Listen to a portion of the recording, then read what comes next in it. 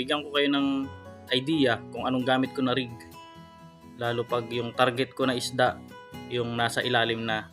So dati kasi, yung ginagamit ko, jig head saka soft baits. Yan, effective naman siya, kaso mas ang takaw sa sabit. Ito, ang takaw sa donation. So naghanap ako ng way kung paano mabawasan yung sabit. So ito yung nakita ko. Mabawasan lang yung yung sabit or yung donation natin kasi syempre sayang din, mahal din yung gamit. Kung pailan-ilan yan, pag dumami yung donation mo, malaki ang gastos din. So ito yung gamit kong rig ngayon. Kaya share ko sa inyo kung paano ko gumawa. Lahat to simula dun sa sinker hanggang dito sa hook. Ano lang yan, mga gar, Shopee lang. Shopee ko lang binili o online lang, online store. So ito yung gamit natin, egg shape na sinker na may barrel swivel.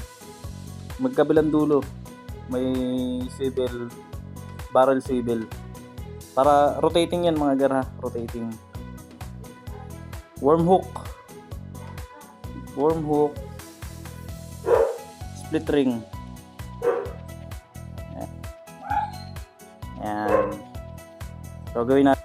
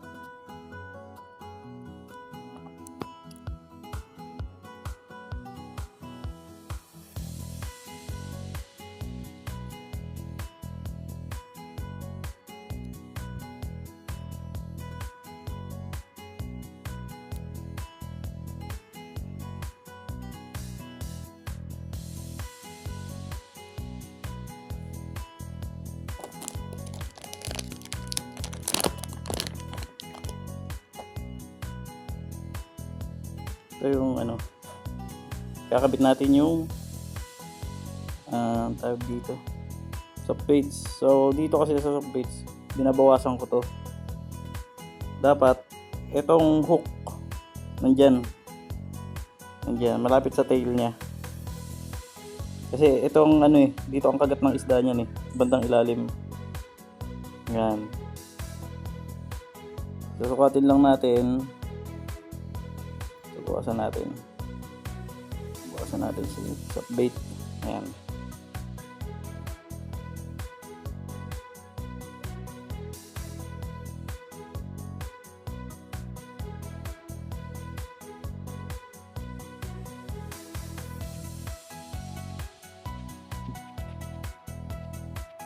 Soft baits. Uy. Gugulo yung pusa Yan. Ganyan magiging setup niyan.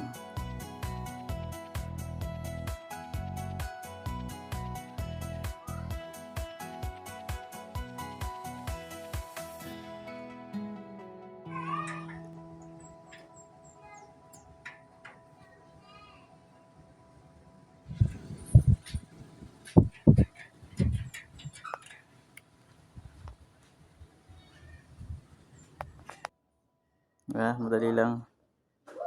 So dito sa rig na to, mababawasan yung yung snag nyo o mababawasan yung donation.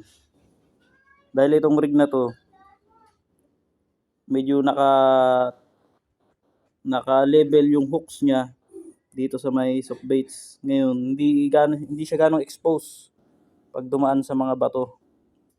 Kaya nababawasan yung snag or sabit. Bawas din yung donation, di ba? So kung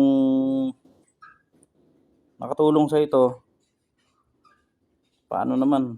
Pa-like and follow naman diyan. Ang ginawa ko. Testing nyo. Testing nyo.